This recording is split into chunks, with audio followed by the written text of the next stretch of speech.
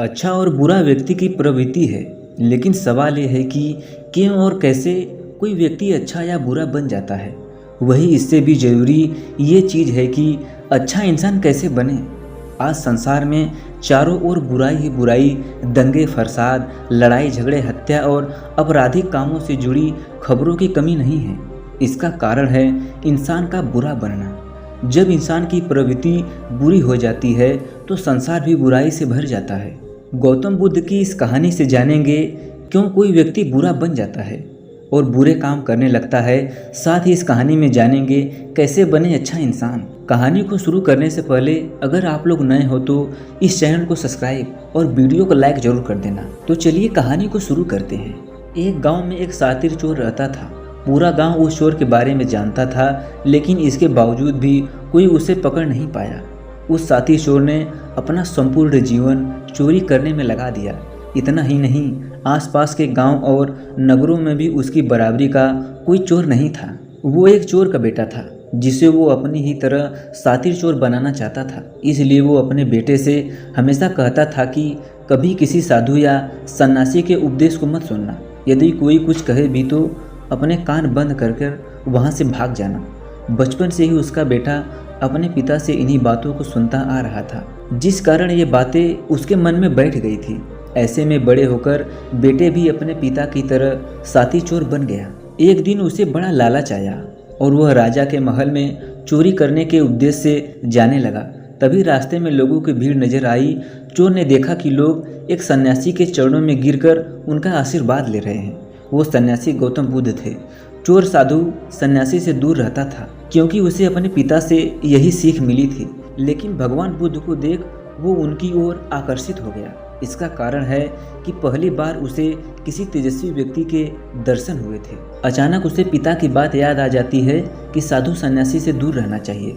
चोर असमंजस में पड़ गया कि वो सन्यासी के पास जाए या चोरी करने के लिए आगे बढ़ जाए। एकाएक उसके मन में ये प्रश्न आ जाता है कि आखिर पिताजी क्यों साधु संतों से दूर रहने को कहते थे। इनका उत्तर जानने के लिए चोर भी उन लोगों के बीच में बैठ जाता है और भगवान बुद्ध के उपदेश को सुनने लगता है। बुद्ध लोगों को झूठ बोलने की व्यर्थता और विश्वासघात के बारे में बताते हैं। उपदेश समाप्त होने के बाद सभी लोग अपने घर लौट जाते हैं और चोर भी चोरी करने के लिए महल की तरफ निकल जाता है। लेकिन पूरे रास्ते वो यही सोचता रहता कि क्यों न एक बार उस सन्यासी के उपदेश में कही गई बातों को मान लिया जाए। इस तरह वो चोरी करने के लिए महल के दीवार से कूदने के बजाय महल के द्वार से अंदर जाता है। उसे देख महल के द्वारपाल उसे रोकते हैं और भीतर जाने का कारण पूछते हैं। चोर कहता है, मैं चोर हूँ और महल में चोरी करने जा रहा हूँ। द्वारपाल उसकी बातें सुनकर हंसने लगते हैं और कहते हैं, जरूर ये महल का सेवक या नौकर होगा और हमसे मजाक कर रहा है। ये सोचकर वो उसे महल के अंदर जाने देते हैं। महल जाने के बाद चोर खजाना रखे तिजोरी के पास पहुंच जाता है और तिजोरी को तोड़कर धन और आभूषण को पोटली में भरकर भागने लगता है। तभी उसकी नज़र महल के रसोई में पड़ती है। रात होने के कारण सभी सो रहे होते हैं और रसोई में कोई नहीं रहता है। चोर को जोर से भूख लगी थी, इसलिए वो रसोई में जाकर पेट भर खाना खा लेता है। इसके बाद चोर वहाँ से भागने लगता है। तभी उसे बुद्ध के उपदेश में सुनी दूसरी बात याद आ जाती है कि जिसका नमक खाया है उसके साथ कभी भी विश्वासघात नहीं करना चाहिए। चोर सोचता है कि मैंने इस महल का नमक खाया है, ऐसे में इनका धन चोरी कर मैं इसके साथ विश्वासघात करूंगा। इसलिए चोर चुराए हुए धन को रसोई में ही छोड़कर जाने लगता है।